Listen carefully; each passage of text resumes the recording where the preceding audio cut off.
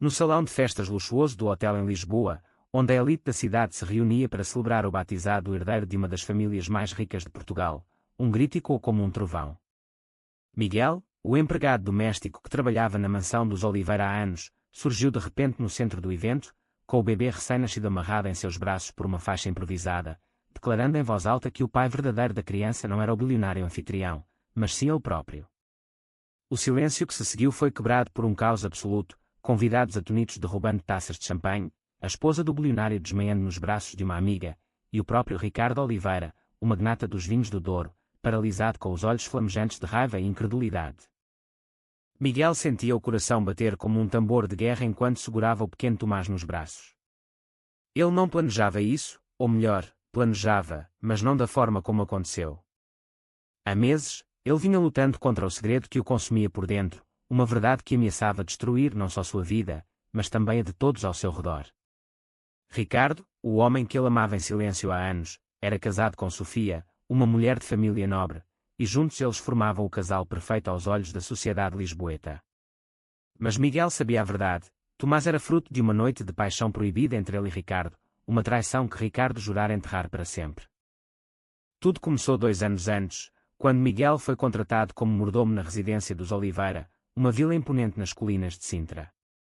Ele era um jovem de 25 anos, vindo de uma família humilde do Alentejo, onde a vida era dura e as oportunidades escassas. Lisboa representava um novo começo, mas ele nunca imaginou que se apaixonaria pelo patrão. Ricardo, aos 35 anos, era um homem carismático, bem-sucedido, com um império de vinícolas que exportava para o mundo inteiro. Seu casamento com Sofia era arranjado, uma união de conveniência para fortalecer alianças comerciais, mas aos olhos do público, era invejável. Miguel se lembrava vividamente da primeira vez que sentiu algo além de admiração profissional. Foi durante uma viagem de negócios ao Porto, onde Ricardo o levou como assistente pessoal. Sozinhos no hotel à beira do Rio Douro, após uma reunião estressante, Ricardo abriu uma garrafa de vinho vintage e confidenciou suas frustrações: a pressão da família para ter um herdeiro, o vazio no casamento, a sensação de estar preso em uma vida que não escolheu. Miguel, que sempre se sentira atraído por homens mas nunca ousara assumir isso em sua terra conservadora, ouviu com empatia. Naquela noite, o vinho e a vulnerabilidade os aproximaram, e o que começou como uma conversa se transformou em um beijo impulsivo, seguido de uma paixão que nenhum dos dois esperava. No dia seguinte, Ricardo agiu como se nada tivesse acontecido, atribuindo tudo ao álcool. Miguel, magoado mas compreensivo, guardou o segredo. Mas o incidente se repetiu em outras ocasiões: viagens, noites tardias na vila quando Sofia viajava para visitas familiares. Cada encontro era uma mistura de êxtase e culpa, com Ricardo prometendo que seria a última vez. Miguel se iludia, acreditando que um dia Ricardo admitiria seus sentimentos. Então, veio a notícia: Sofia estava grávida. Mas Miguel sabia que não era dela com Ricardo, pelo menos, não biologicamente. Em uma das noites, Ricardo confessara que o casamento era estéril, e que eles recorriam à fertilização in vitro. Mas a verdade era mais sombria: Ricardo usara Miguel como doador secreto, sem o consentimento dele, manipulando amostras em uma clínica privada. Quando Miguel descobriu, meses depois, ao encontrar documentos escondidos no escritório de Ricardo, o mundo desabou. Ele confrontou Ricardo em particular, exigindo explicações. Foi para salvar o casamento, Miguel. Sofia não pode engravidar, e a família exige um herdeiro. Você entende, não é? É só biologia. As palavras de Ricardo cortaram como facas. Miguel se sentiu usado, traído, reduzido a um meio para um fim. Mas o amor ainda o prendia, e ele concordou em manter o silêncio, em troca de promessas vazias de Ricardo: eu te amo, mas não posso deixar tudo isso. Os meses se arrastaram, com Miguel assistindo ao crescimento da barriga de Sofia, sabendo que carregava seu filho. A pressão familiar de Ricardo era imensa. Os Oliveira eram católicos devotos, com laços na igreja e na política conservadora. Um escândalo gay destruiria o império. Miguel, por sua vez, lidava com sua própria família, pais no Alentejo que o pressionavam para casar e ser normal, ignorando sutilmente suas inclinações. Ele se sentia isolado, preso em uma teia de mentiras. O batizado foi o ponto de ruptura. Vendo Tomás ser apresentado como o filho legítimo de Ricardo e Sofia, algo quebrou dentro de Miguel. Ele pegou a criança do berço durante uma distração e invadiu o salão, amarrando-a simbolicamente para representar os laços de sangue que ninguém via. Agora, com todos os olhares sobre ele, Miguel gritou: "Este bebê é meu." "Ricardo, diga a verdade." Ricardo se aproximou, o rosto vermelho de fúria. "Você enlouqueceu. Solte meu filho agora." Mas nos olhos dele, Miguel via o pânico, o medo de que tudo desmoronasse. Seguranças foram chamados, e Miguel foi arrastado para fora, enquanto o bebê chorava. Naquela noite, na delegacia, Miguel refletia sobre sua escolha impulsiva. Ele pagaria caro: perda do emprego, possível prisão por sequestro temporário. Mas pela primeira vez, sentiu um vislumbre de liberdade, mesmo que amargo. Enquanto isso, em casa, Ricardo enfrentava Sofia, que exigia explicações. "É verdade. Você e ele." Ricardo negou tudo, alegando que Miguel era um empregado instável, talvez obcecado. Mas Sofia, inteligente e observadora, começava a conectar os pontos. Sua própria família, aristocrática e tradicional, não perdoaria uma traição assim. O escândalo se espalhava pelas redes sociais, com fotos do incidente viralizando. A sociedade lisboeta, ainda impregnada de conservadorismo apesar dos avanços em direitos LGBT, dividia-se: uns condenavam Miguel como louco, outros viam nele um símbolo de opressão reprimida.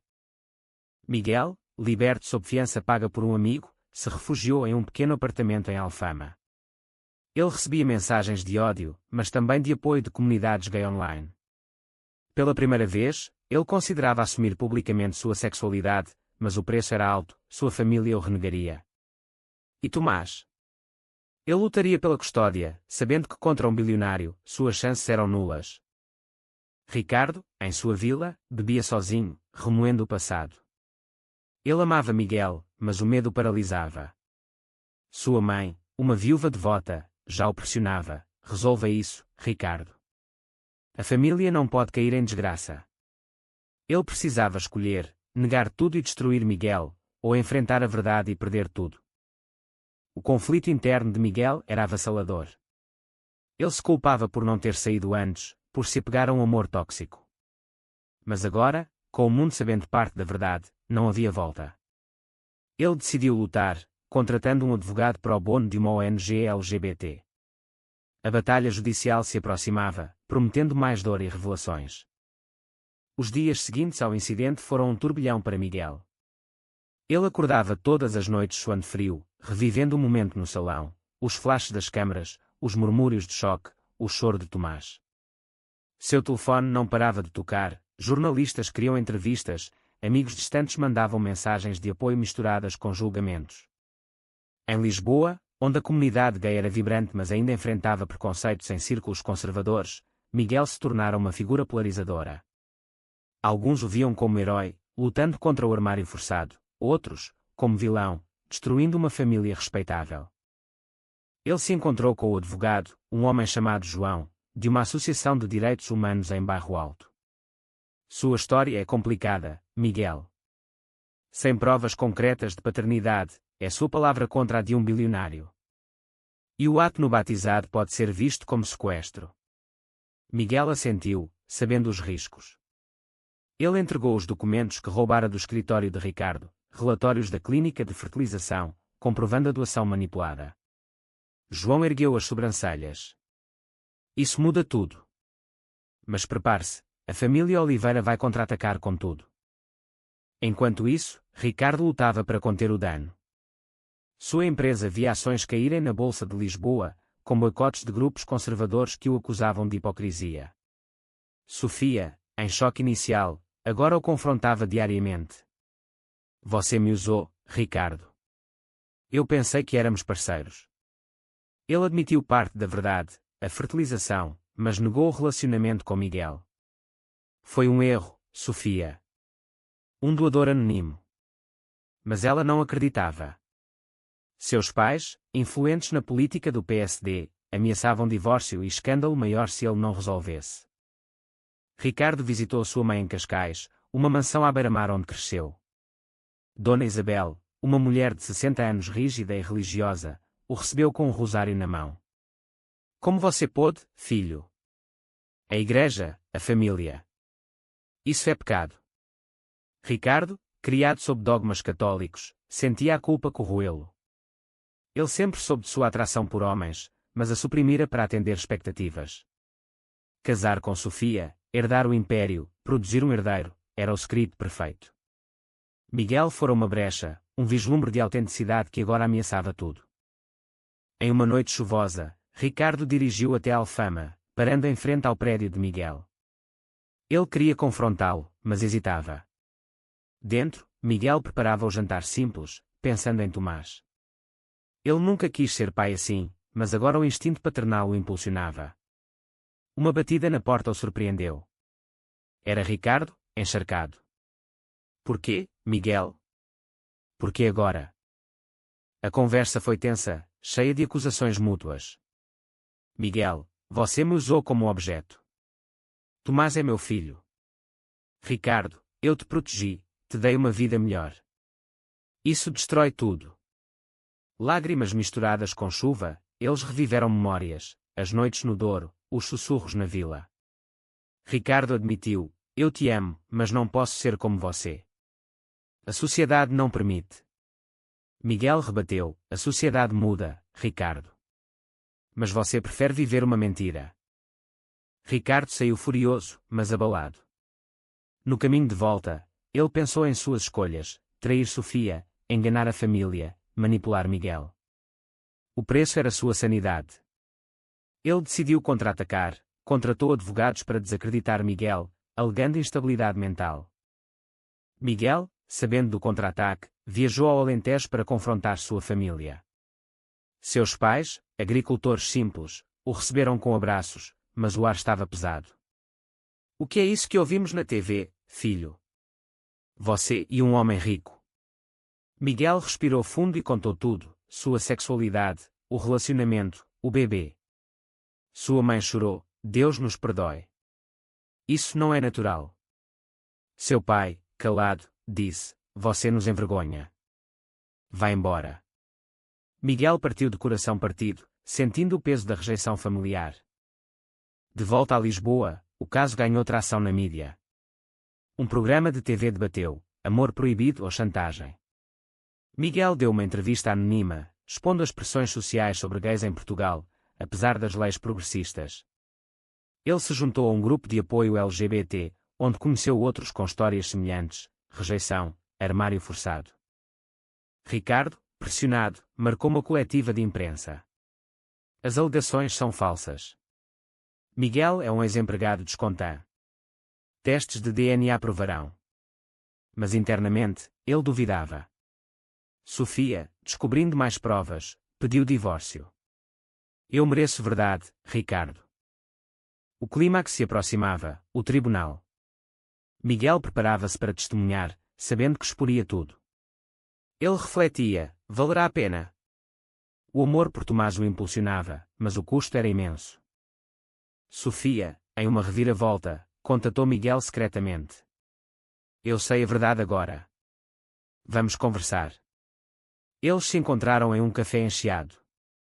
Sofia, elegante mas exausta, disse, Ricardo me traiu, mas você também é vítima. Tomás precisa de honestidade. Miguel, surpreso, viu nela uma aliada inesperada.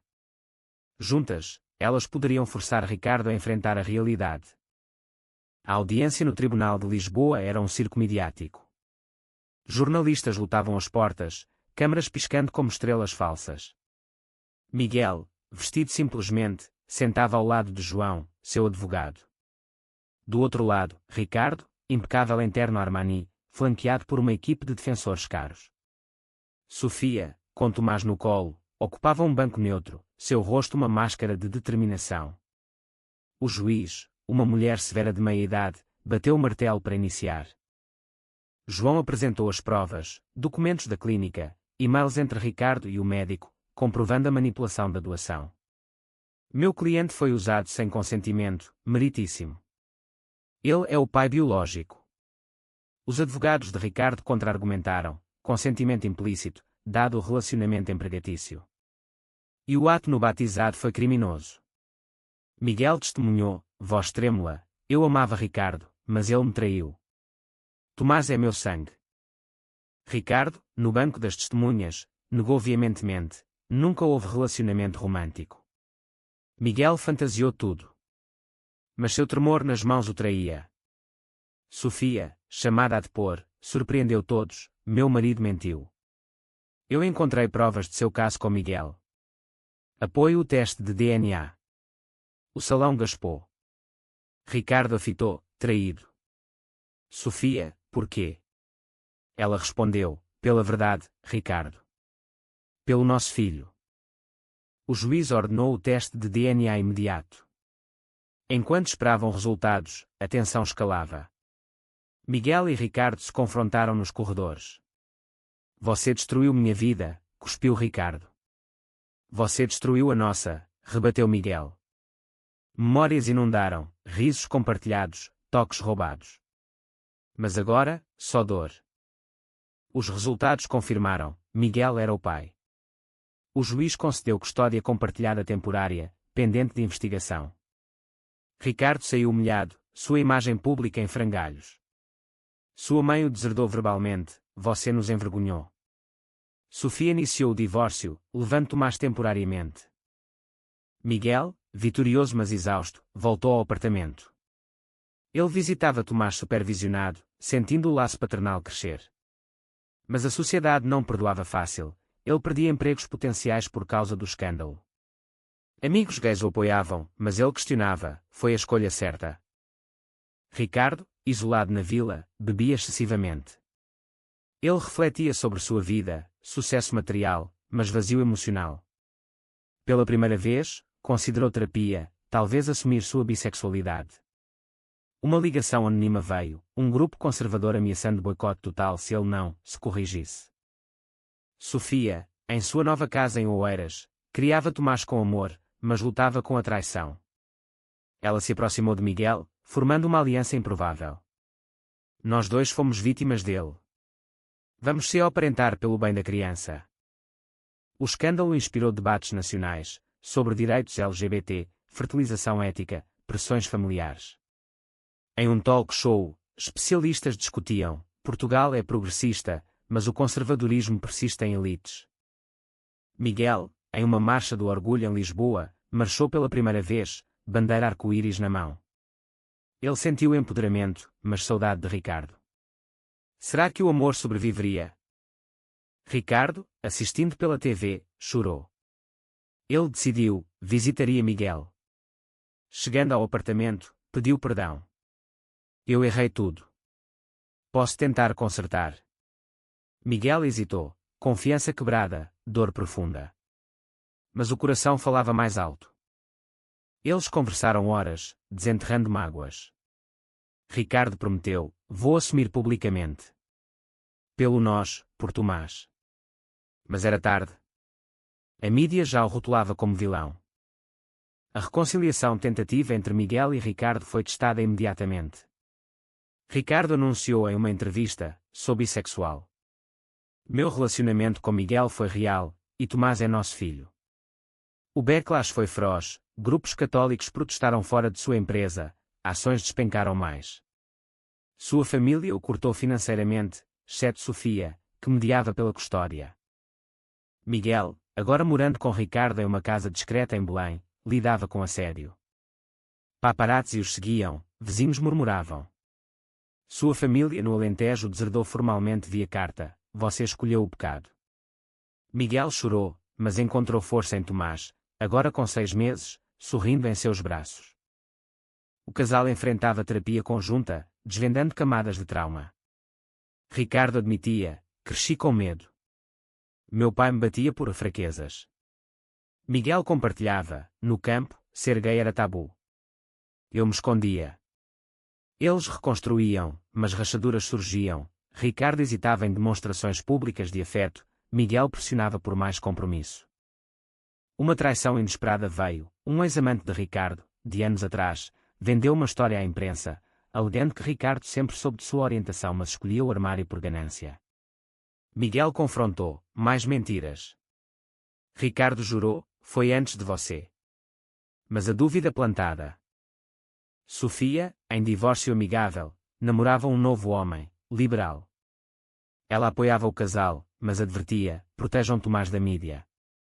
Em uma reunião familiar, tensões explodiram. Pais de Sofia acusaram Ricardo de perverter a criança. Miguel defendeu: amor não perverte. O ápice veio em um evento de caridade LGBT em Porto. Ricardo discursou: eu paguei caro por esconder. Não deixem a sociedade ditar seu coração. Aplausos, mas um protestante atirou um ovo, gritando: pecador. Segurança interveio, mas o incidente viralizou, dividindo opiniões. Miguel, ferido emocionalmente, considerou partir. Vale a pena tanto sofrimento. Mas vendo Ricardo lutar, ficou. Eles adotaram um cão, simbolizando novo começo. Anos se passaram. Tomás, agora com 3 anos, crescia em um lar não convencional, semanas com Miguel e Ricardo, outras com Sofia. A sociedade portuguesa evoluía, com mais aceitação, mas resquícios de preconceito persistiam. Ricardo reconstruiu seu império, focando em vinhos sustentáveis, ganhando apoio de comunidades progressistas. Miguel abriu uma cafeteria em Lisboa, um espaço seguro para LGBT. Ele se reconciliou parcialmente com sua mãe, que visitou secretamente. Eu te amo, filho, mas rezo por você. Uma crise surgiu, Tomás adoeceu, precisando de transplante. Miguel, doador compatível, salvou, reforçando laços. Ricardo, grato, propôs casamento: vamos oficializar. Em uma cerimônia íntima na praia de Cascais, eles se casaram, desafiando tradições. Mas sombras, um rival de negócios chantageou Ricardo com fotos antigas. Ele pagou, mas Miguel descobriu. Mais segredos. Discussão feroz, Miguel saiu de casa, levando Tomás. Ricardo, desesperado, procurou terapia solo. Reconciliação veio após reflexão. Miguel voltou, exigindo transparência total. Eles cresceram, aprendendo que amor exige sacrifício. Com o tempo, a família se solidificou. Tomás, adolescente, navegava sua identidade em uma Portugal mais inclusiva. Miguel e Ricardo, agora avós de netos adotivos de Sofia, refletiam no jardim de Sintra. Eles enfrentaram perdas. Dona Isabel morreu sem perdoar, mas deixou uma carta: eu errei. Miguel perdoou sua família, visitando o Alentejo. A história deles inspirou um livro, debatendo ética de amor e família.